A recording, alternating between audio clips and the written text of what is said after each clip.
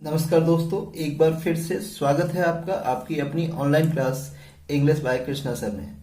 आज जो टॉपिक हम आपके साथ डिस्कस करेंगे वो प्रेजेंट टेंस का एक इम्पॉर्टेंट पार्ट है और वो टॉपिक है प्रेजेंट परफेक्ट कॉन्टिन्यूअस। जी हाँ फ्रेंड्स, हम इस टाइम बहुत फास्ट स्पीड से आपको रिवीजन प्रोवाइड करा रहे हैं पूरे सिलेबस का। हमारी कोशिश है कि जो आपकी डेट ऑफ एग्जाम है उस तक हम आपको ज्यादा से ज्यादा टॉपिक्स का अच्छे से रिवीजन करा सकें, जिससे कि आप इसका फायदा सीधे सीधे अपने बोर्ड एग्जाम में उठा सकें। तो टॉपिक पर चलते हैं। तो प्रेजेंट परफेक्ट कॉन्टिन्यूअस ये जो टॉपिक है ये प्रेजेंट टेंस का फोर्थ टॉपिक है, क्योंकि जैसा कि आपको बताया कि हर एक टेंस के अंदर 4 सब टेंस होते हैं: इंडेफिनिट, कॉन्टिन्यूअस, परफेक्ट और परफेक्ट कॉन्टिन्यूअस। तो ये प्रेजेंट टेंस का फोर्थ टॉपिक है, परफेक्ट कॉन्टिन्यूअस। पूरे टेंस का नाम इस तरह से रीड किया जाएगा, प्रेजेंट परफेक्ट कॉन्टिन्यूअस। एग्जाम्पल देखें। कृष्णा सर सुबह से अंग्रेजी पढ़ा रहे हैं। अगर हम इसमें से ये टाइम हटा देते हैं तो सेंटेंस क्या रहेगा? कृष्णा सर अंग्रेजी पढ़ा रहे हैं। तो फ्रेंड्स, ये सेंटेंस कौन सा है? ये है प्रेजेंट कॉन्टिन्यूअस। अगर हम टाइम डिलीट कर देते हैं इस सेंटेंस में से तो ये सेंटेंस प्रेजेंट कॉन्टिन्यूअस में चला जाएगा, और जैसे ही हम प्रेजेंट कॉन्टिन्यूअस के किसी भी सेंटेंस में टाइम अटैच करते हैं तो वो सेंटेंस प्रेजेंट कॉन्टिन्यूअस से किस में शिफ्ट हो जाएगा? प्रेजेंट परफेक्ट कॉन्टिन्यूअस में। तो परफेक्ट कॉन्टिन्यूअस और कॉन्टिन्यूअस में जो डिफरेंस है सिर्फ और सिर्फ टाइम का है। ओके, वरना जो टेल आईडी है सेंटेंस के टेल में दोनों में ही रहा है, रही है, रहे हैं, रहा हूं ऐसे शब्द आते हैं, प्रेजेंट कॉन्टिन्यूअस में भी और प्रेजेंट परफेक्ट कॉन्टिन्यूअस में भी। तो एक बार फिर से इस डिफरेंस को समझ लीजिए। प्रेजेंट कॉन्टिन्यूअस और प्रेजेंट परफेक्ट कॉन्टिन्यूअस में जो सबसे बड़ा डिफरेंस है वो टाइम का है। तो फर्स्ट ऑफ ऑल हम सेंटेंस को समझते हैं, इसका एनालिसिस करते हैं। इसमें सब्जेक्ट क्या है? कृष्णा सर। ऑब्जेक्ट क्या है? अंग्रेजी। और एक्शन वर्ड यानी वर्ब क्या है? पढ़ा रहे हैं। और टाइम दिया हुआ है सुबह से। तो जब भी हम किसी भी हिंदी सेंटेंस को ट्रांसलेट करना चाहते हैं, फर्स्ट ऑफ ऑल हमें पता लगाना चाहिए कि उसमें एस, ओ, वी और बाकी जो पार्ट्स हैं क्या क्या हैं। जैसे यहाँ पे टी, टाइम दे रखा है, लेकिन मोस्ट इंपॉर्टेंट पार्ट्स हैं सब्जेक्ट, ऑब्जेक्ट, वर्ब। अगर हम अपने सेंटेंस में इनको सही से ट्रेस कर लेते हैं तो हमारे लिए आगे आसानी होगी। अब देखिए, इसका इंग्लिश वर्जन है कृष्णा सर। क्योंकि सिंगुलर सब्जेक्ट है इसलिए हमने सिंगुलर सब्जेक्ट के साथ सपोर्ट करना है हैज। अगर मान लीजिए यहां पे सब्जेक्ट होता हम सुबह से अंग्रेजी पढ़ा रहे हैं, तो कृष्णा सर की पोजीशन में अगर हम होता तो सब्जेक्ट क्या हो जाता? प्लूरल। तो उस कंडीशन में आपको क्या लेना था? हैव। प्लूरल सब्जेक्ट के साथ हैव, सिंगुलर सब्जेक्ट के साथ हैज। ओके, तो Krishna sir subject, has been teaching ये वर्ब है, इंग्लिश ऑब्जेक्ट है, और उसके बाद अटैच करना है आपको time, since morning. Krishna sir has been teaching English since morning. अब आप देख रहे हैं यहां पे हेल्पिंग वर्ब्स क्या क्या हैं? हैज और हैव, और उसके साथ सपोर्ट किया गया है बीन। तो अभी जैसा हमने बताया, सिंगुलर सब्जेक्ट के साथ हैज और प्लूरल सब्जेक्ट के साथ हैव। और जितने भी कॉन्टिन्यूअस हैं, चाहे वो सिंपल कॉन्टिन्यूअस हो या परफेक्ट कॉन्टिन्यूअस, उन सभी में आपको आईएनजी फॉर्म अप्लाई करनी होती है। एक्टिव वॉइस के अंदर टोटल टॉपिक्स कितने हैं? 12। Present indefinite, present continuous, present perfect, present perfect continuous, 4 ये प्रेजेंट में है। ऐसे ही 4 पास्ट में है: past indefinite, past continuous, past perfect, past perfect continuous. ऐसे ही 4 फ्यूचर में: future indefinite, future continuous, future perfect, future perfect continuous. तो टोटल जो 12 टॉपिक्स हैं इनमें से 6 ऐसे हैं जिनके नेम में आपको कॉन्टिन्यूअस मिलता है। कौन कौन से? Present continuous, past continuous, future continuous, present perfect continuous, future perfect continuous और पास्ट परफेक्ट कॉन्टिन्यूअस। तो जिसमें भी आप कॉन्टिन्यूअस वर्ड पाते हैं टाइटल में, उन सभी में कौन सी फॉर्म आती है? आईएनजी। ये पॉइंट आपको ध्यान रखना है कि आईएनजी फॉर्म का यूज सबसे ज्यादा होता है। क्योंकि 12 में से 6 टॉपिक ऐसे हैं जिसमें आपको आईएनजी फॉर्म सपोर्ट करना है। अब हम बात करते हैं स्ट्रक्चर्स की। स्ट्रक्चर्स का क्या रोल है? ये हमें एडिटिंग में हेल्प करते हैं। कई बार आपके एग्जाम में सेंटेंस आता है और उसमें कोई ना कोई माइनर मिस्टेक होती है और हमें उसे एडिट करने के लिए कहा जाता है, तो उसमें स्ट्रक्चर्स का बहुत बड़ा रोल है। हम कोई भी letter writing, essay writing, story writing करते हैं तो ट्रांसलेशन करना होता है हमें, उसमें ये जितनी भी चीजें हैं वो सब स्ट्रक्चर के बेस पर होती हैं। अगर आपको स्ट्रक्चर्स क्लियर हैं तो बहुत आसानी से आप ट्रांसलेट कर सकते हो। फर्स्ट स्टेज में हमें 6 टाइप के स्ट्रक्चर्स यहां करने होते हैं। Affirmative, negative, I1, I1N, I2 और I2N। तो जो अफर्मेटिव स्ट्रक्चर है वो क्या है? सब्जेक्ट, उसके बाद सब्जेक्ट के according has, have, then been plus main verb का फोर्थ फॉर्म, फिर ऑब्जेक्ट, कॉम्प्लीमेंट और टाइम। जैसे अभी हमने ऊपर सेंटेंस लिया था, subject Krishna sir, has been teaching, object English, complement given नहीं है वहां पे, और सिंस मॉर्निंग टाइम। अगर मान लीजिए ये सेंटेंस नेगेटिव में होता तो क्या होता? कृष्णा सर सुबह से अंग्रेजी नहीं पढ़ा रहे हैं। Krishna sir has not been teaching English since morning. तो ये जो पार्ट दे रखा है यहां पर MV ING से लेकर और टाइम तक, इसको हमने इसलिए अंडरलाइन किया है क्योंकि ये पार्ट सभी में सेम रहेगा। हर एक वर्ड के अंदर आपको ये कॉमन रखना है, इसमें कोई चेंज नहीं आएगा। सेंटेंस में जो भी चेंज आएगा वो फर्स्ट हाफ में आएगा, सेकंड हाफ यानी MV ING से लेकर ये टाइम तक इसमें कोई चेंज नहीं आएगा, चाहे सेंटेंस आपका नेगेटिव है या I1 है, कोई सा भी हो। अब हम I1 सेंटेंस लेते हैं। I1 सेंटेंस कौन से होते हैं? जिनकी स्टार्टिंग क्या से होती है? क्या कृष्णा सर सुबह से अंग्रेजी पढ़ा रहे हैं? तो क्या होगा? Has Krishna sir been teaching English since morning. तो यहां पे ये जो अंडरलाइन किया था पार्ट, इसको हम बीन तक लेते हैं, इधर बीन से लेकर टाइम तक। ये पार्ट आपका अनचेंज रहेगा। तो एक बार फिर से देखिए, इंग्लिश क्या हुई? Has Krishna sir been teaching English since morning.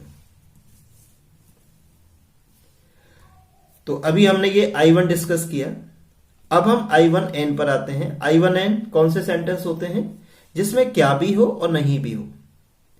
क्या कृष्णा सर सुबह से अंग्रेजी नहीं पढ़ा रहे हैं? तो क्या होगी English? Has Krishna sir not been teaching English since morning. I2 वो सेंटेंस होते हैं जिसमें क्वेश्चन वर्ड मिडिल में आता है।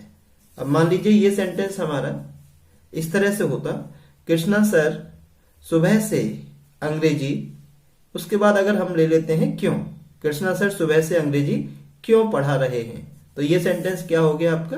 I2।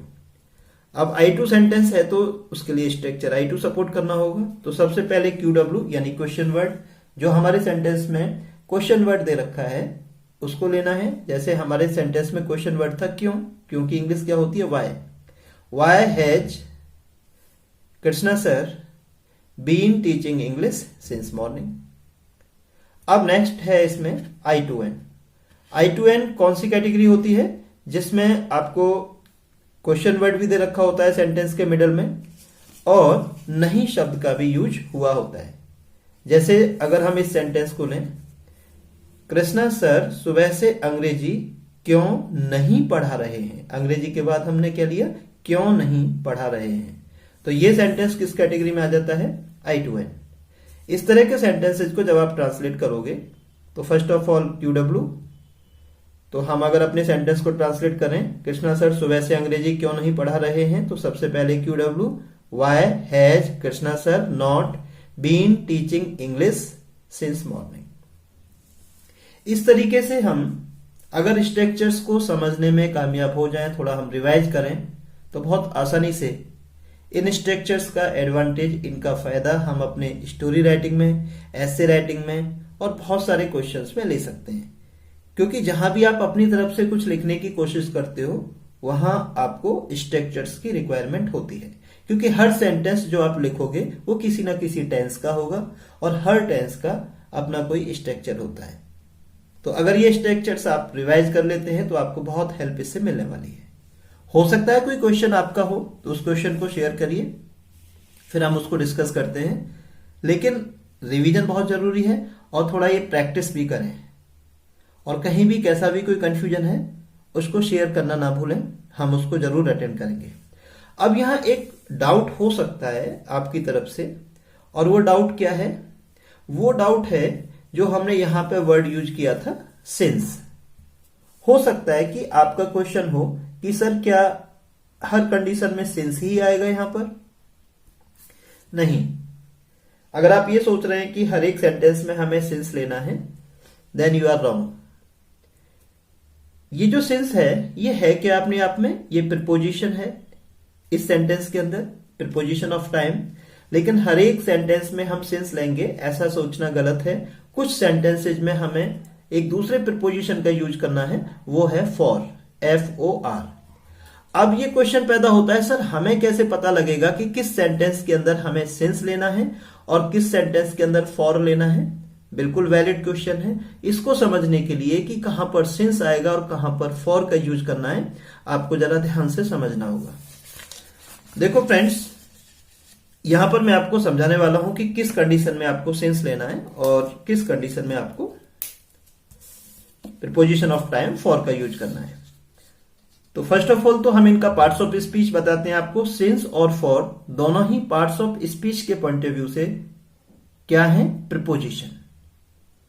और इनका यूज प्रीपोजिशन ऑफ टाइम की तरह भी होता है, और भी यूजेज हैं इनके, लेकिन फिलहाल जो हम यूज समझ रहे हैं वो इनका प्रीपोजिशनल यूज है और प्रीपोजिशन ऑफ टाइम के तौर पर है। तो सिंस भी प्रीपोजिशन है, फॉर भी प्रीपोजिशन है। पहले हम समझते हैं कि सिंस का यूज कहां होता है। तो सिंस का यूज POT यानी पॉइंट ऑफ टाइम के लिए होता है। अब ये पॉइंट ऑफ टाइम क्या है? अगर आपके सेंटेंस में आपको यह पता लग रहा है कि सेंटेंस के अंदर जो एक्शन हो रहा है, यानी जो भी कार्य हो रहा है, उसका अगर आपको स्टार्टिंग टाइम पता लग रहा है, अगर सेंटेंस से आपको क्या जानकारी हो रही है कि एक्शन स्टार्ट कब हुआ, अगर ये आइडिया हो रहा है, तो वो जो टाइम है वो किस कैटेगरी में आएगा? Point of time. और इस कंडीशन में आपको क्या यूज करना है? सिंस। अब हम लेते हैं एग्जाम्पल, और हमने अपने पिछले वीडियो में बताया था कि एग्जाम्पल के लिए आपको क्या नहीं लिखना? EX नहीं लिखना, जैसा कि बहुत से स्टूडेंट लिख देते हैं। This is wrong. आपको एग्जाम्पल के लिए क्या लिखना है? अगर शॉर्ट में लिखना भी है तो लिखना है आपको EG। ये हमारे पिछले वीडियो में पूरी डिटेल्स हैं कि EX क्यों रॉन्ग है और एग्जाम्पल के लिए EG क्यों लिखा जाना चाहिए। आप हमारा वो वीडियो देख सकते हैं प्लेलिस्ट में। तो अब मैं आपको एग्जाम्पल देता हूं जिससे कि ये पॉइंट आपको क्लियर हो जाए कि कौन से टाइम हैं, किस तरह की कंडीशन में टाइम को हम पॉइंट ऑफ टाइम में रखते हैं, यानी सिंस का यूज करना होता है। तो फर्स्ट ऑफ ऑल तो ये बात ध्यान रखें कि जहां सेंटेंस में आपको एक्शन का स्टार्टिंग टाइम पता लग रहा है, आपको पता लग रहा है कि आपके सेंटेंस में जो भी कार्य हुआ वो शुरू कब हुआ, उसका स्टार्टिंग टाइम क्या है, तो उस सेंटेंस के अंदर जो टाइम है वो क्या माना जाएगा? Point of time. और वहां क्या आएगा? सिंस। इस तरह के टाइम को हम डेफिनेट टाइम भी कहते हैं, DEFINITE। डेफिनेट टाइम कौन सा होता है? जिससे ये पता लग रहा होता है कि आपका एक्शन स्टार्ट कब हुआ। फॉर एग्जाम्पल, अगर आपके सेंटेंस में टाइम कुछ इस तरह से दे रखा है, कोई डे दे रखा है, जैसे कि सोमवार से, इस टाइप से कोई आपके सेंटेंस में डे दे रखा है, या कोई वर्ड्स दे रखा है, जैसे मैं आपको सेंटेंस देता हूं, मोहन सोमवार से फैक्ट्री जा रहा है, या कोई वर्ड्स दे रखा है, ईयर दे रखा है आपको सेंटेंस में, राहुल 2010 से इस मकान में रह रहा है, या हम 2018 से इस कॉलेज में पढ़ रहे हैं। आपको वर्ड्स दे रखा है, या आपको फिक्स टाइम दे रखा है, जैसे कि 2 बजे से 3 बजे से 4 बजे से, इस तरह से टाइम दे रखा है। जैसे सेंटेंस हम 2 बजे से यहां पढ़ रहे हैं, इस तरह से दे रखा है, तो आपका जो टाइम है वो क्या माना जाएगा? Definite time.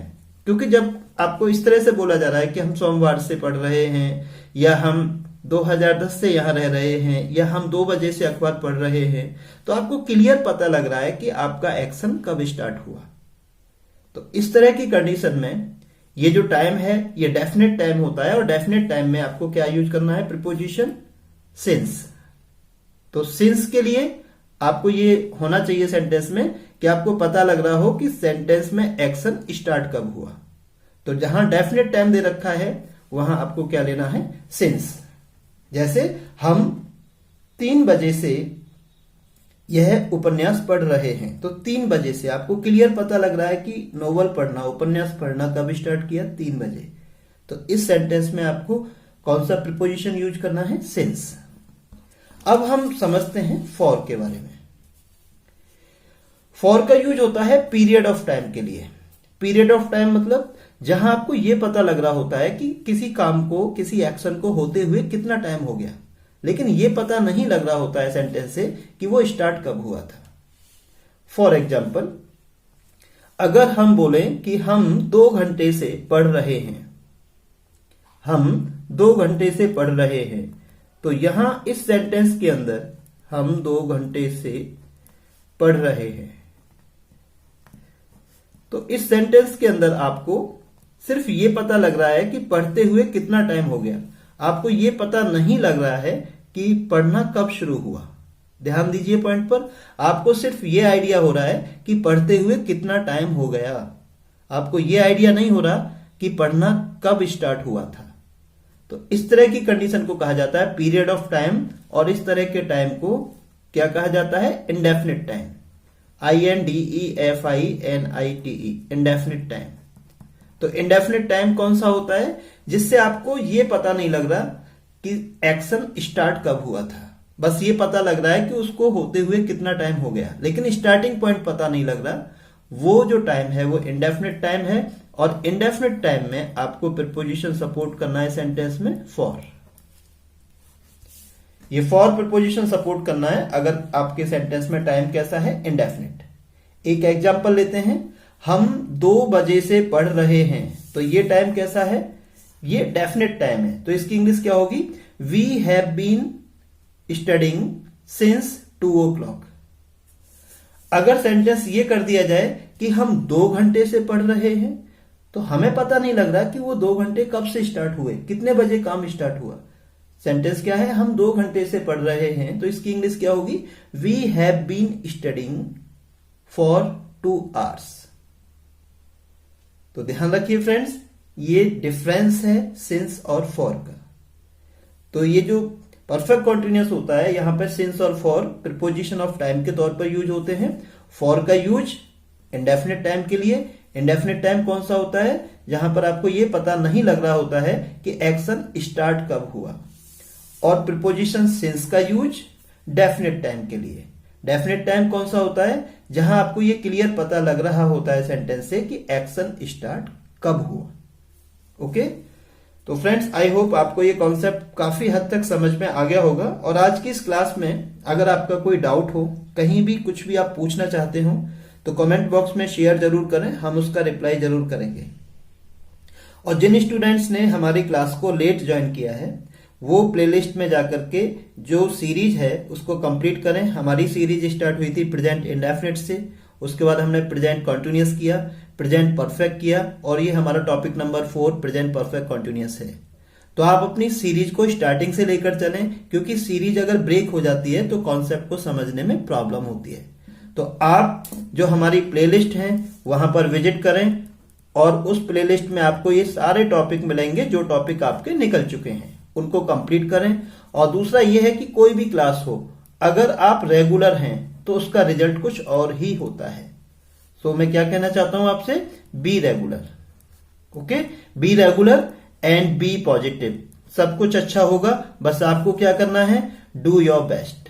जो टाइम आपके पास है उसको अच्छे से यूज करिए, आपका रिजल्ट बहुत अच्छा होगा। अपने आप पर फेथ रखें, ईश्वर पर ट्रस्ट रखें, everything will be fine. So friends, आज के लिए इतना ही। हम फिर मिलेंगे। Best of luck.